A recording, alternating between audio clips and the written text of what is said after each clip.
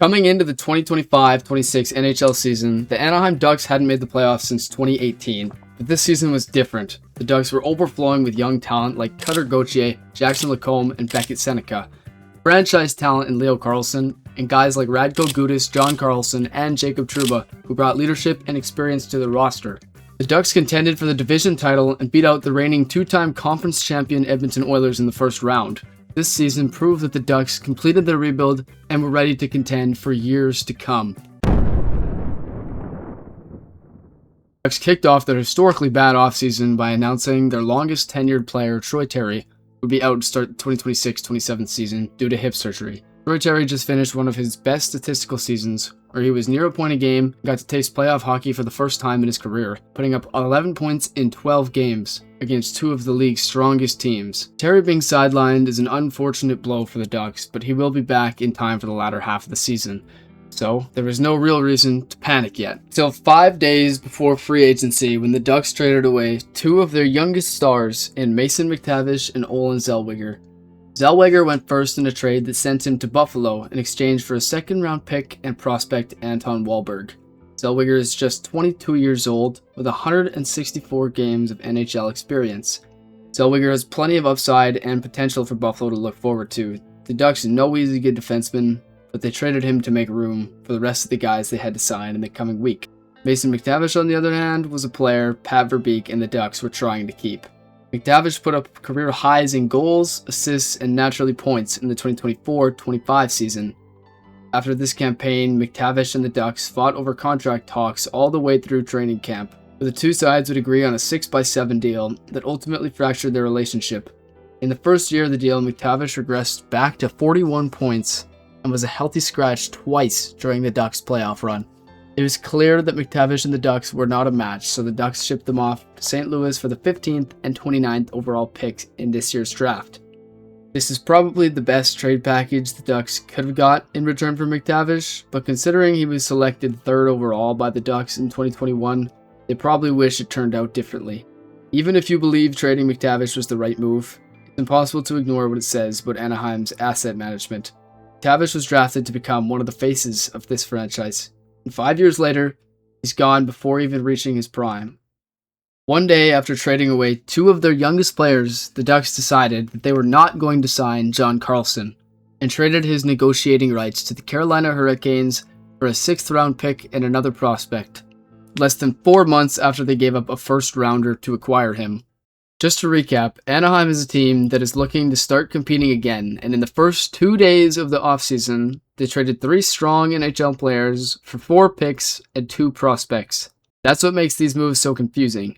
Anaheim isn't selling off veterans because they missed the playoffs or decided to rebuild again. This is a team that just proved they could compete with some of the NHL's best, yet their offseason has looked more like the beginning of a rebuild than the continuation of a contender.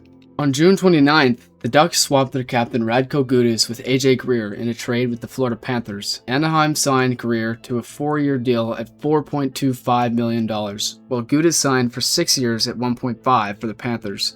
AJ Greer is a 4th-line player, by the way. Problem here isn't AJ Greer. He has proven that he can be the guy come playoff time, but he's replacing the team's captain and emotional leader and taking up more money than he's worth. When free agency opened up, the Ducks decided to let Jacob Trouba walk, which might be the best thing they've done up to this point. The Ducks then made several small signings, most notably for defenseman Nick Jensen, at a solid price for 2 years. Then came the spear in the side of the Ducks offseason. Philadelphia Flyers sent an offer sheet worth $18 million a season to Leo Carlsson. Leading up to the offer sheet eligible period, the Ducks were looking to sign Carlsson around $12.5 million, while Carlsson and his agents were asking $15 million. Then came Daniel Briere with an offer sheet worth more than any contract in the history of the NHL. And like any normal person would, Carlsson put pen to paper, leaving the Ducks with a choice to make. Either match the offer sheet and take on the highest contract in NHL history for the next 5 seasons, or let the Flyers take Carlsson and gain 4 first-round picks while losing a franchise cornerstone and number 1 center. Who are we kidding? Leo Carlsson is the closest thing to Alexander Barkov, and after saying some dumb crap like this on the record, Pat Verbeek's only choice was to match, and so the Ducks did. Leo Carlsson is one of the brightest young stars in the NHL with elite play on both sides of the puck and the ability to lead a team that he's shown can transfer into the playoffs already. But he's now eating up nearly a fifth of the Ducks' cap space. No team has ever won a Stanley Cup with a contract above $10 million on their team. With the cap rising, this stat is going to change soon. But Leo Carlsson's contract is a huge handicap for the Ducks, and is going to be for the next 5 seasons at least. And to cap off their already historically bad offseason, Cutter Gauthier has reportedly asked the Ducks upwards of $15 million. The only problem is that after signing Mintyukov to a 5-year, $36 million deal that I do like, the Ducks have just $9 million in cap space left. Last season, Gauthier led the Ducks in goals and points, putting up 41 goals at just 21 years old. And the way he sees it is if Leo Carlsson is worth 18, then why can't he be 15?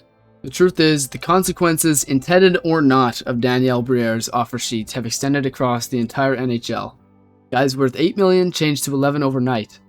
And the value of those same players on existing contracts, trade value has skyrocketed.